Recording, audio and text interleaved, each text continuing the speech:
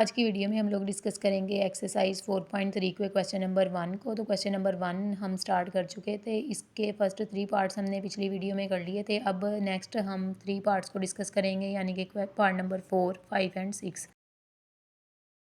यहाँ पर जो नेक्स्ट पार्ट है पार्ट नंबर 4, तो इसको देखते हैं कैसे सोल्व करेंगे हम।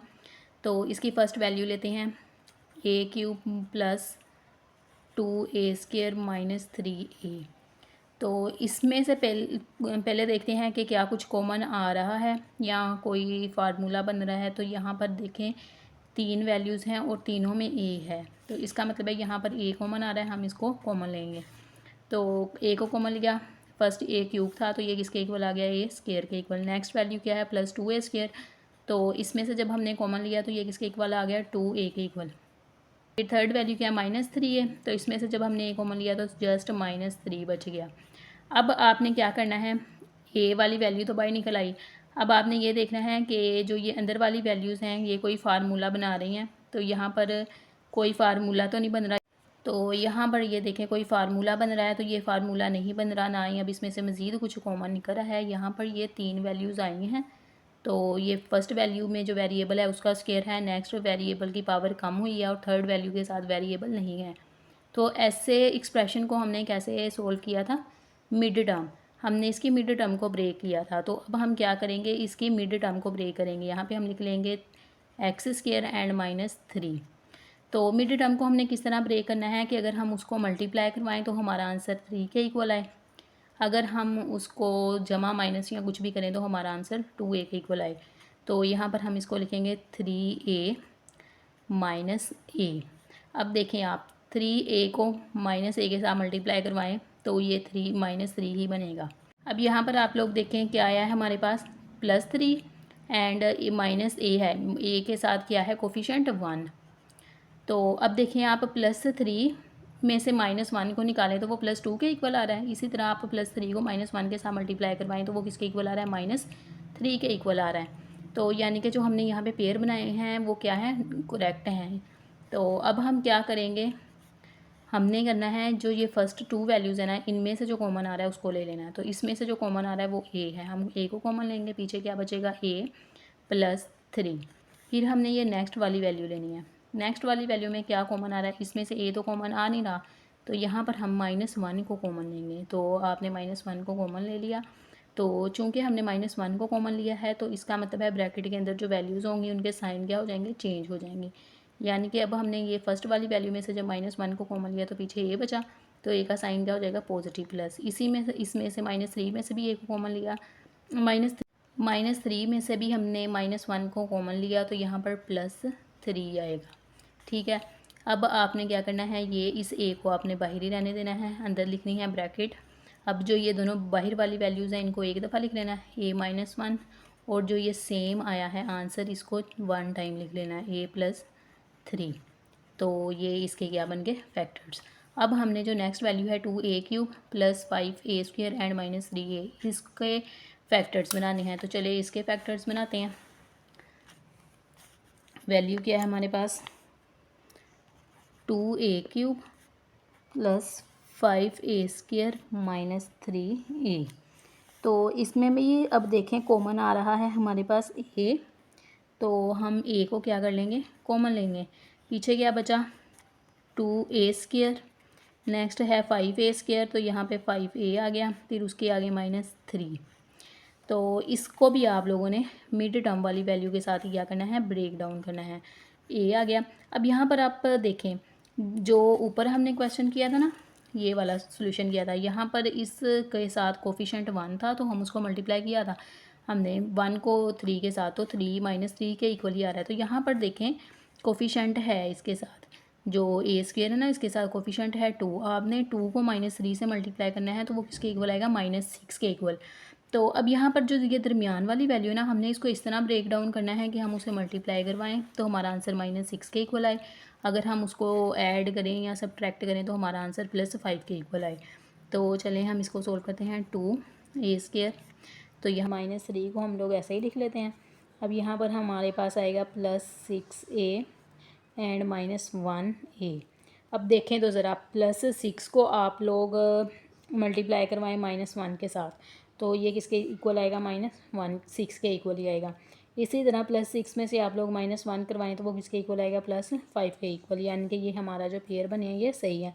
अब आपने क्या करना है, ये जो फर्स्ट 2 वैल्यूज़ हैं इसमें से कॉमन लेना है। अब इसमें 2 चीज़ें कॉमन आ रही हैं, एक तो a कॉमन आ रहा है और दूसरा यहाँ पर 2, क्योंकि 6 डिवाइड होता है 2 पे, तो यहाँ पे हम लोग 2a को कॉमन ले लेंगे। तो फर्स्ट वैल्यू में से a बच गया, दूसरी वैल्यू क्या है, प्लस का साइन आ गया। अब आपने 6 को 2 पे डिवाइड करना है तो पीछे क्या बचेगा, 3 और a कॉमन आ गया। अब नेक्स्ट जो वैल्यू है वो क्या है, -1a एंड -3। इसमें भी आप लोगों ने देखना है क्या चीज़ कॉमन निकली है। तो यहाँ पर a तो कॉमन नहीं निकला दोनों में से, क्योंकि a सिर्फ -1 के साथ ही है। तो अब यहाँ पर आपने -1 को कॉमन ले लेना है। तो पीछे क्या बच गया, अब देखें आपने यहाँ पे -1 को कॉमन लिया है तो साइन अंदर वाले जो हैं ब्रैकेट के अंदर आएंगे वो ऑटोमेटिकली क्या हो जाएंगे, चेंज हो जाएंगे, यानी कि यहाँ पर +a बन जाएगा एंड +3।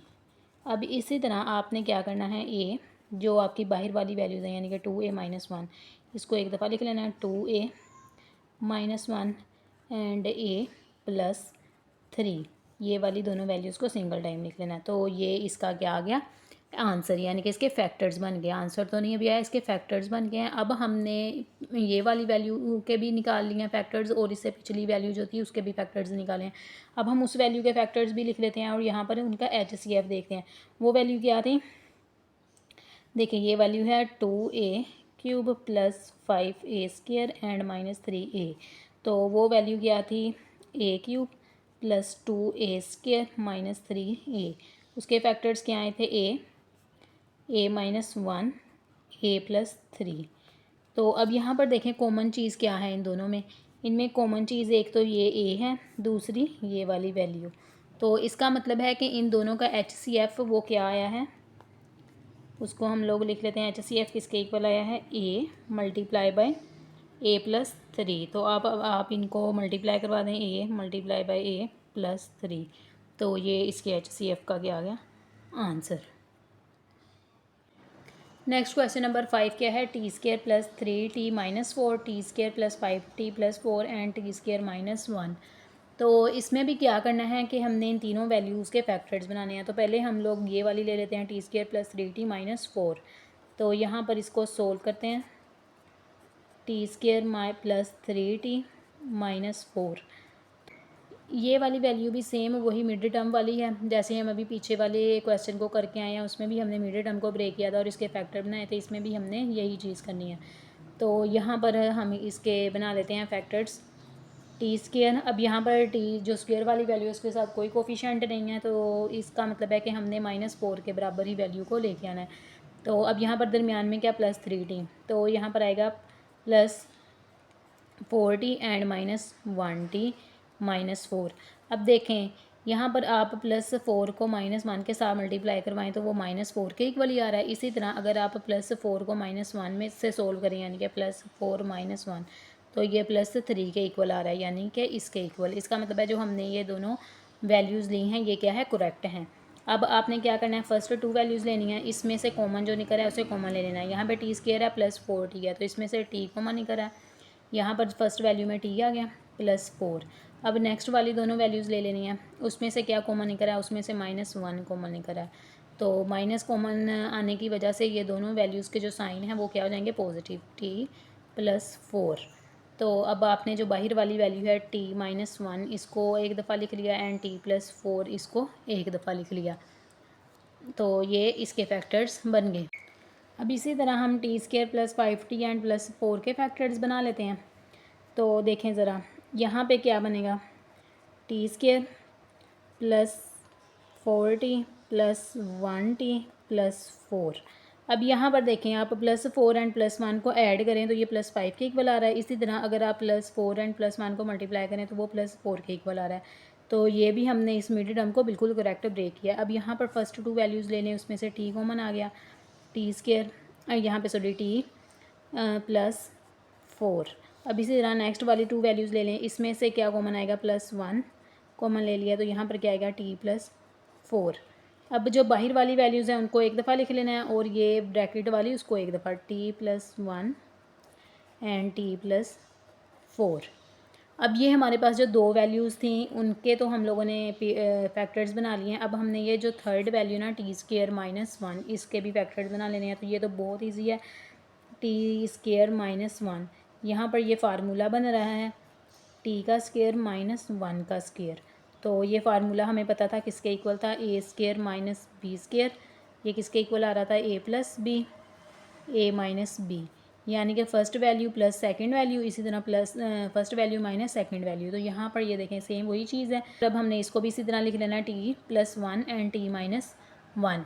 ये फर्स्ट वैल्यू है प्लस सेकंड वैल्यू, इसी तरह first value minus second value according to this formula हमने इसको लिख लेना है। अब आपने ये तीनों वैल्यूज़ के जो फैक्टर्स हैं ना निकले, उनको इकट्ठा करके लिखना है। तो यहाँ पर हम लोग लिखते हैं फर्स्ट पहले वैल्यूज़ लिख लेते हैं, T square plus three T minus four. इसी तरह दूसरी वैल्यू क्या आती है, T square plus five T plus four. Third value क्या आती है, टी स्क्वायर माइनस वन। अब आपने आगे इनके क्या लिख लेने हैं, फैक्टर्स। तो इसके फैक्टर्स क्या आए थे, T minus one, T plus four. इसी तरह इसके फैक्टर्स क्या आए थे, T plus one, T plus four. Next value के क्या फैक्टर्स आए थे, T plus one, T minus one. अब यहाँ पर जो आंसर आया ना इन सारे का फैक्टर्स का, तो यहाँ पर कोई भी ऐसा नहीं है कि जो तीनों में सेम हो। तो इसका मतलब है कि इसके HCF में ज़ीरो आंसर, इसका क्या आंसर आएगा, ज़ीरो। नेक्स्ट क्वेश्चन नंबर 6 क्या है, x square plus 15x plus 56 and x square plus 5x minus 24 and x square plus 8x। तो अब इसको कैसे सोल्व करना है, तो इसको भी सेम वैसे ही हम सोल्व करेंगे। आपने फर्स्ट वाली वैल्यू ले लेनी है, x square plus 15x plus 56, x square plus 15x plus 56। अब यहाँ पर भी देखें वेरिएबल्स हमारे पास दो आए हैं, एक एक्स स्क्वायर है एंड एक एक्स की पावर वन है, और यहाँ पे एक कांस्टेंट वैल्यू है। इसका मतलब है कि हमने मिड टर्म को ब्रेक डाउन करना है। तो हम मिड टर्म को ब्रेक डाउन कर लेते हैं। तो मिड टर्म क्या है हमारे पास, 15x। तो हमारा जो अब मिड टर्म को हमने यहाँ पे इस तरह ब्रेक करना है कि यहाँ पे जो दो वैल्यूज़ हैं उनको मल्टीप्लाई करवाएं तो वो 56 के इक्वल आए, अगर उनको ऐड करें तो वो 15 के इक्वल आए। तो फिर यहाँ पर क्या आएगा, x square plus 8x plus 7x plus 56। अब देखें ज़रा, प्लस 8 एंड प्लस 7x ये किसके इक्वल आएंगे, 15 के इक्वल। इसी तरह अगर हम 8 को 7 के साथ मल्टीप्लाई करवा दें तो वो किसके इक्वल आएगा, 56 के इक्वल। तो यहाँ पर आप लोग क्या करें, जो फर्स्ट टू वैल्यूज़ है इसमें से x को कॉमन ले लें, तो पीछे क्या बचा, x प्लस 8। इसी तरह जो नेक्स्ट वाली वैल्यू है उसमें से आप लोग प्लस 7 को कॉमन लें। तो यहाँ पर फर्स्ट वैल्यू वाला x एंड जो सेकंड वैल्यू 56 को 7 पे डिवाइड करेंगे तो वो किसके इक्वल आ गया, 8 के इक्वल। तो अब यहाँ पर इसका आंसर किसके इक्वल आएगा, x प्लस 7, x प्लस 8, यानी कि इसके फैक्टर्स ये बने, x प्लस 7, x प्लस 8। अब हम नेक्स्ट वैल्यू ले लेते हैं, x square plus 5x minus 24, x square plus 5x minus 24। अब इसको भी सेम वही काम करना है आप लोगों ने। यहाँ पे क्या वैल्यू है, x square plus 5x minus 24। Variables की पावर में क्या आ रहा है, स्क्वायर आ रहा है एंड 1 आ रहा है, और यहाँ पे कांस्टेंट वैल्यू है। इसका मतलब है कि इसकी भी हमने मिड टर्म ब्रेक डाउन करनी है। अब यहाँ पर हमने ऐसी वैल्यू लेके यानी उसको मल्टीप्लाई करवाएं तो 24 आए, अगर उनको ऐड या सब्ट्रैक्ट करें और 5 के इक्वल आए। तो देखें ज़रा, x square plus 8x minus 3x minus 24। अब यहाँ पर आप प्लस 8 एंड माइनस 3 करें तो ज़रा, प्लस 8 एंड माइनस 3, तो ये किसके इक्वल आएगा, प्लस 5 के इक्वल। सब्ट्रैक्ट किया हमने तो ये इसके इक्वल आ रहा है। अब इसी तरह आप मल्टीप्लाई करवा लें प्लस 8 को माइनस 3 के साथ, तो जब हम इसे मल्टीप्लाई करवाएंगे तो ये माइनस 24 के इक्वल आए। इसका मतलब है कि यहाँ पे जो दोनों वैल्यूज़ लेके आए वो क्या है, करेक्ट है। अब आपने वही चीज़ जो यहाँ पे की थी, पहली दो वैल्यूज़ ले लेनी है, इसमें से एक्स को कॉमन लिया, पीछे क्या बचा, एक्स प्लस 8।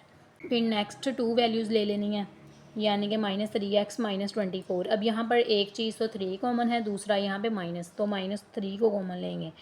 अब माइनस 3 कॉमन ले लिया ना, तो माइनस लेने की वजह से यहाँ पे जो इन दोनों वैल्यूज़ के साइन हैं वो पॉजिटिव हो जाएंगे। फर्स्ट वैल्यू में से जब आपने माइनस 3 कॉमन लिया तो पीछे क्या बचा, x। सेकंड वैल्यू में से 24 को डिवाइड करें 3 पे तो 8 आता है। दूसरी चीज़ यहाँ पे साइन किस में चेंज हो जाएगा, प्लस में। तो यहाँ पे हम लोग लिख लेंगे प्लस 8, तो इसको भी लिख लेते हैं, x माइनस 3 एक्स प्लस 8। अब हमारे पास है थर्ड वैल्यू, यानी कि एक्स स्क्वायर प्लस 8x। तो आप उसको लिख लें, एक्स स्क्वायर प्लस 8x। तो इसमें देखें कोई दो वैल्यूज़ ही हैं, एक एक्स स्क्वायर है प्लस 8x। अब यहाँ पे एक वैल्यू तो स्क्वायर में है, दूसरी वैल्यू देखें क्या वो स्क्वायर के इक्वल आ रही है, तो नहीं, वो स्क्वायर के इक्वल नहीं आ रही, क्योंकि 8 भी किसी शे का स्क्वायर नहीं बनता, और दूसरी चीज़ जो x है उसके ऊपर भी स्क्वायर नहीं है। तो इसका मतलब है कि यहाँ से हम x को क्या लेंगे, कॉमन लेंगे, तो पीछे क्या बचा, x प्लस 8। अब यहाँ पर ये आंसर आ गया इन तीनों वैल्यूज़ के। फर्स्ट वैल्यू का जो आंसर आया था वो किसके इक्वल आ रहा था, x+7 एंड x+8। इसका जो आ रहा था वो किसके इक्वल आ रहा था, x-3 x+8। और ये थर्ड वैल्यू का किसके इक्वल आ रहा है, x मल्टीप्लाई x+8। अब इनमें से हमने HCF फाइंड आउट करना है। तो HCF क्या होगा, जो तीनों में कॉमन है, यानी कि x+8 इसमें भी कॉमन, इसमें भी है और इसमें भी है, तीनों में अब x+8 कॉमन है। तो यहाँ पर इसका HCF क्या आएगा, x+8। और ये इसका आ गया आंसर।